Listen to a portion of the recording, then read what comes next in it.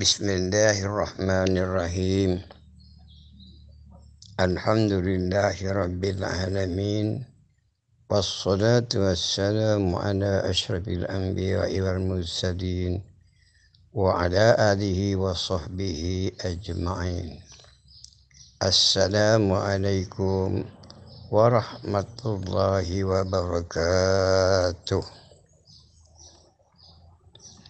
InsyaAllah kita sambung lagi tazkirah kita mengenai majlis berbaiat. Ya, ini mengikat janji. Firman Allah, innal ladzina yubai'unaka innama yubayi'unallah, yang sekira-kira bermaksud barang siapa berjanji dengan engkau ya Muhammad, sesungguhnya mereka berjanji dengan Allah. Maka dalam perjanjian ini murid dituntut, disyaratkan mengucap dua kalimah syahadah, asyhadu an la ilaha illallah wa asyhadu anna Muhammadar Rasulullah. Demi Allah, berjanji aku akan mengamalkan amalan ini. Demi Allah, mengaku aku akan mempertahankan amalan ini sehingga nyawa aku berpulang ke hadrat Allah. Demi Allah, mengaku aku akan seia sekata, sehina semalu, seelok seburuk dengan yang satu amal, satu agama dan satu guru dengan aku. Demi Allah, mengaku aku akan mengikut segala peraturan yang telah ditetapkan oleh guru. Amalan ini amatlah mudah, boleh dilakukan di mana sahaja apabila ianya telah menjadi darah daging kita. Itulah yang dikatakan oleh orang tua-tua dulu, amalan kamu itu hendaklah sebagai jadi darah daging. Maksudnya seluruh jasad kita telah istiqomah berzikir walaupun darah setitik, tetap berzikir mengingati Allah.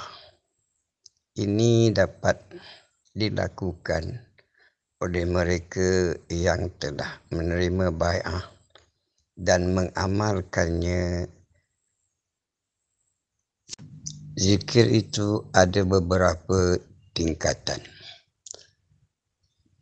Tingkatan syariat ada huruf, ada suara.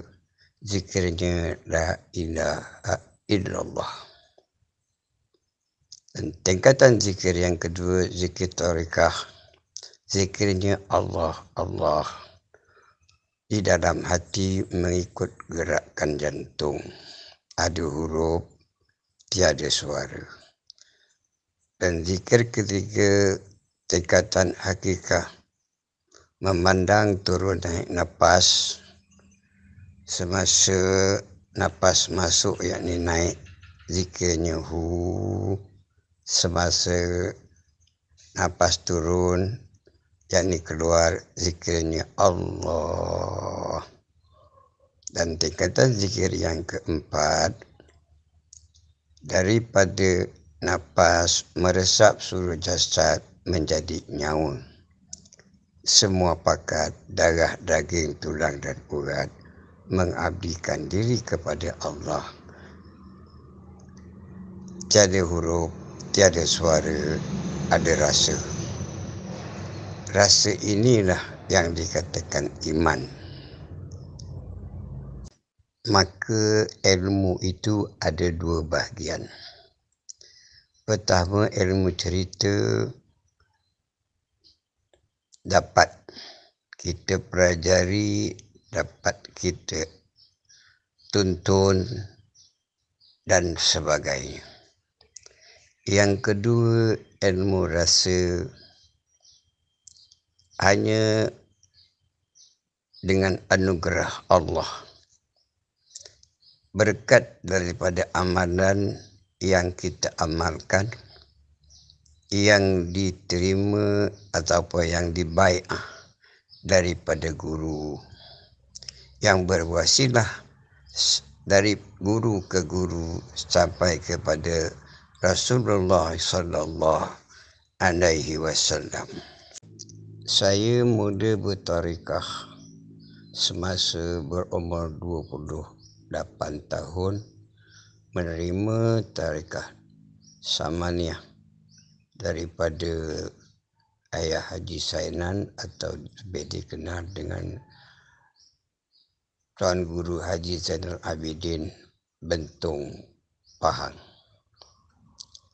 Setelah 15 tahun saya mengamalkan, baru dapat satu rasa dalam diri saya. Saya bertanya kepada guru akan rasa itu, maka guru mengarahkan saya supaya mencari guru untuk memimpin suluk. Katanya kepada saya, itu antara Allah dengan haji sahaja yang tahu. Maka apabila haji dalam bersuluk nanti, Allah akan bagikan hidayah, dan dengan sendirinya haji akan tahu apa dia rasa itu.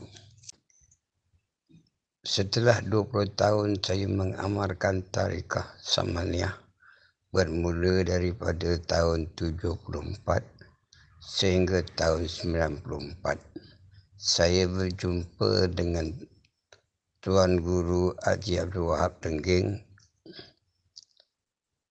dan saya mengikutinya kerana beliau adalah seguru dengan Ayah Haji Sainan. Pada tahun 97, saya mula bersuluk di bawah pimpinan Tuan Guru Ayah Haji Wahab dan berbai'ah tarekah Naqsabandiyah. Tahun demi tahun saya mengikuti bersuluk, dan kali yang ketiga saya diilhamkan oleh Allah Subhanahu wa taala akan rasa yang menjadi persoalan pada diri saya selama ini. Maka tahulah saya bahawa rasa itu adalah iman yang sebenar-benar, iaitu beriman kepada Allah, beribadah kepada Allah, dan mengabdikan diri kepada Allah, menepati firman Allah. Fazkurullah qiyaman wa qu'udan wa ala junubihim. Ingatlah Allah dalam keadaan kamu berdiri, duduk maupun berbaring. Inilah yang dimaksudkan, bertukarlah wajahku kepada wajah Tuhan aku, sebagaimana yang kita lapas dalam doa iftitah. Aku hadapkan wajahku kepada wajah Tuhan aku. Tatkala itu bukan kita lagi yang berzikir. Yang sebenar-benar berzikir ialah ruh kita yang berserta dengan nyawa.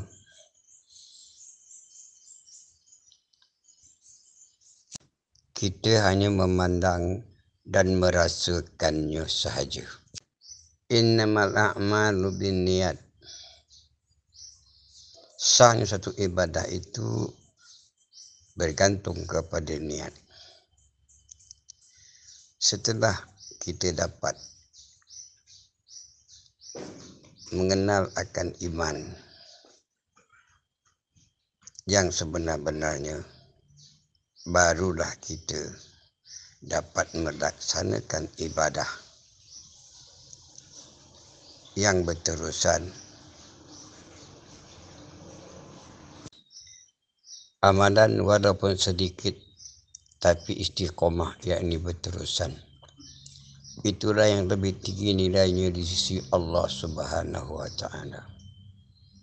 Itulah serba sedikit pengalaman yang dapat saya kongsikan kepada anak-anak bagi meyakinkan bahawa perjalanan yang saya lalui ini adalah benar di sisi Allah Subhanahu wa Ta'ala, dan diharap anak-anak juga dapat berusaha sehingga mencapai ke tahap ma'rifatullah, iaitu mengenal Allah dengan sebenar-benarnya.